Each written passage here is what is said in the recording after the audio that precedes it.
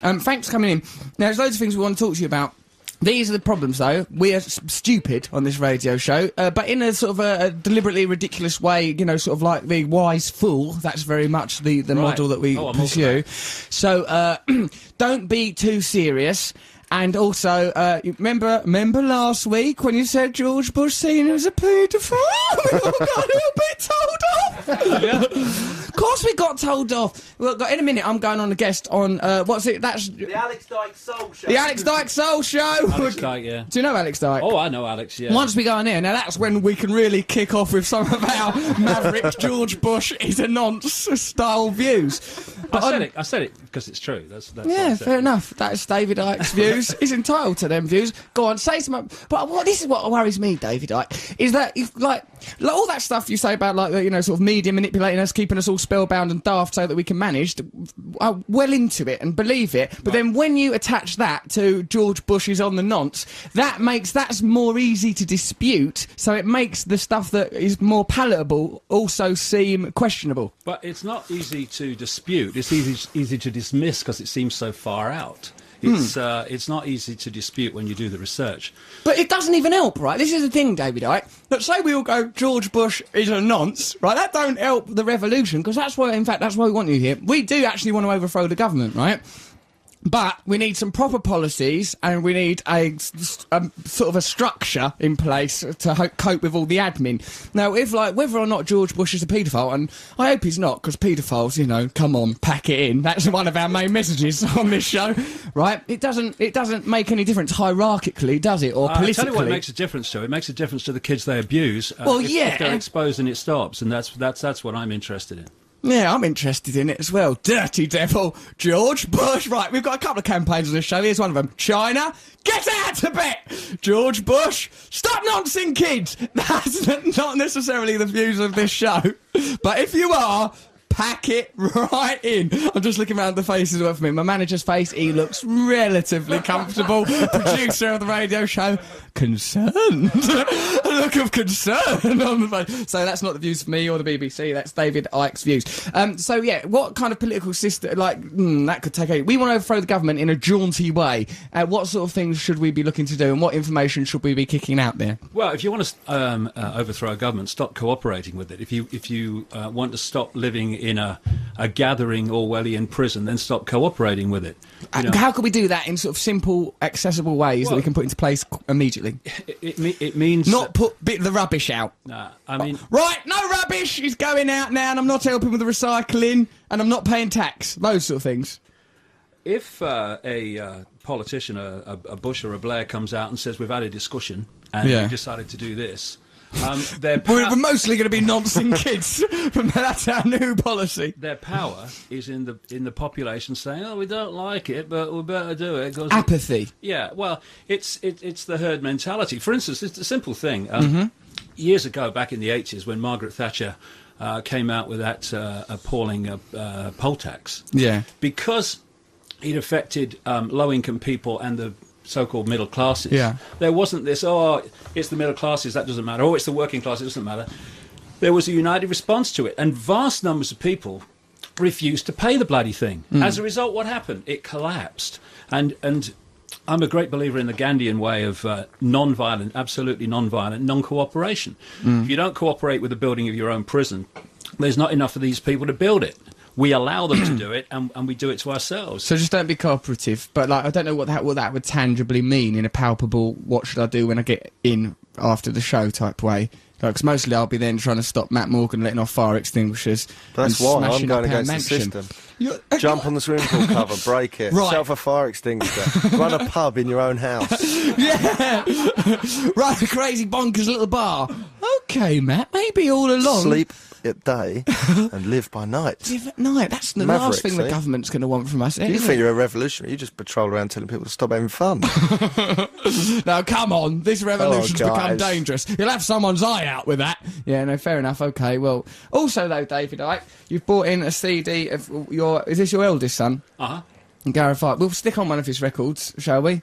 He good, is he, your lad? Tel Aviv is his band as well is Helen Keller. This is the other thing that's difficult. Tel Aviv. if you're like in constant pursuit of revolution and sort of overthrowing the status quo system, don't it like this is what like that film The Queen, like starring Helen Mirren. I didn't see that. I couldn't stomach it, to be honest. Right. Okay. Because it would be something like because that's that reptilian aspect of your belief system. Well, any society that's got a person at the top purely by their genetics and people back out the room is a society that's It's crackers, isn't it? I don't think I would like to. If I met the Queen, I wouldn't want to. You have met the Queen about 2 weeks ago.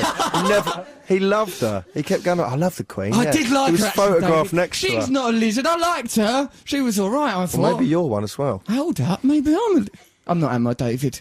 I haven't got a clue. Can you tell? I don't care even less. Oh, hold on. No, now look here. How do you tell? It's only if there's some actual shape-shifting happens in your presence and company. No, I mean, I've met people all over the world who've had that experience of seeing someone shift into another form. And when you look at the ancient accounts all over the world, in virtually every culture, they're saying the same. Don't you think these things are metaphorical? Because sometimes, for example, in the act of lovemaking, I shamanistically transform into a reptilian... Shut up, Morgan. a reptilian thing, right, all sexual. Like a lovely, sexy lizard. I can't believe that of you, mate. No, honestly, David, you want to see me go? Not a scaly, horrible lizard, but imagine that, a dark-eyed, eh? Like a sort of a glorious, like, lizard man thing. You know, but I wouldn't actually become a filthy, dirty lizard eating baby chicks and dead mice and the likes. So, do you not think that some of these things are metaphorical, not physical, actual realities? Not metaphorical. You see, the thing is that we don't even know the nature of reality. We don't even know the world that we live in. I mean, we're told that the world is solid, and scientists will tell you that this solid... That was David Icke tapping on a desk there. With his willy, admittedly. This solid room is made of atoms, and the same scientists will tell you atoms have no substance, no physical nature, and yet they make up this physical world. How is that? It's because the world is not actually physical. It's an illusory construct that happens in our heads, like a television decoding a frequency field into television pictures. We do it into a holographic, apparently three-dimensional world. And the Matrix movies were very, very close in the way they portrayed it to the reality we live in. Now, once you get away from this is solid and immovable... but in a practical way they are solid, though. But then everything becomes possible. Shape-shifting is no longer... the movement from one dense physical form to another dense physical form. It's an energetic shift. It's a shift in the way that we decode what we're looking at. Okay, fair enough. I see that it's plausible ideologically, but practically, it's too difficult to pass through walls and stuff like that. But radio frequencies pass through walls for a simple reason. They're on a different frequency to the wall. Okay. And when we look through our eyes, we think we're looking and seeing everything in the space that we're looking at. What we're looking at is a tiny frequency range that our five senses can access. It's like a television station. And there are infinite television stations sharing the same space, just like there are in this room now. And when we're in this physical body, it tunes us into one. And we wake up and we think, hey, this is everything. Actually, it's just one television station sharing the same space. And that's what, of course, scientists call parallel universes. I do agree with that. I agree with some of that stuff. Now, this is the other thing that's a bit worrying with me, right? Is I get sort of quite into sort of quite big political ideas, revolution, but then say something happens in my actual own life. Like earlier, I've chipped my tooth. Only a little tiny bit. Right, and I'm thinking about that much, much more than the revolution. Like, I'm sort of thinking, oh no, I've chipped my tooth a little bit. I keep going up to people, showing them my tooth to see, can you see where it is? Can you see? Like, can you, David? You've got a lot of them, mate. Which one is it? The front, well, if you can't see it, it's not that bad, is it? No, it can't be. You're putting on your spectacles? I need reading glasses, so you might have a problem. I like you, David Icke. You're a nice man and a beautiful soul and a very intelligent person. There's no doubt about it. Now, is there there's some news is coming on now? Yes. Hold on, but right. So this news. Tell the people what they want them to hear, eh? Let's have the news. Right, hold on. So let's say, I'll tell you what. Right now, this news is lies. It's rhubarb and hogwash. Let David throw to the news then.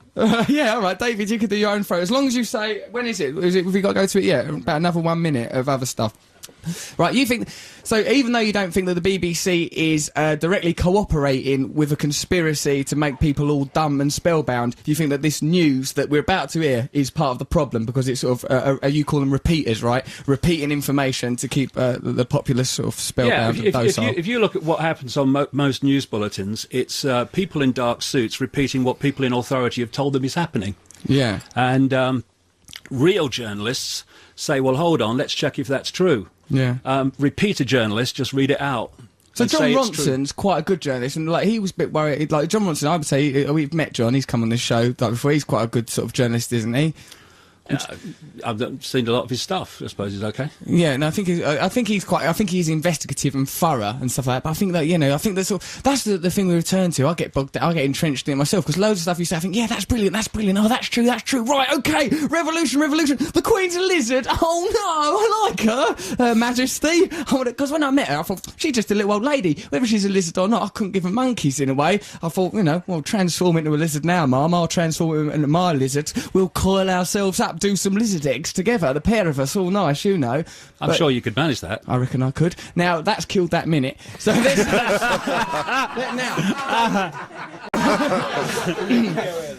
David.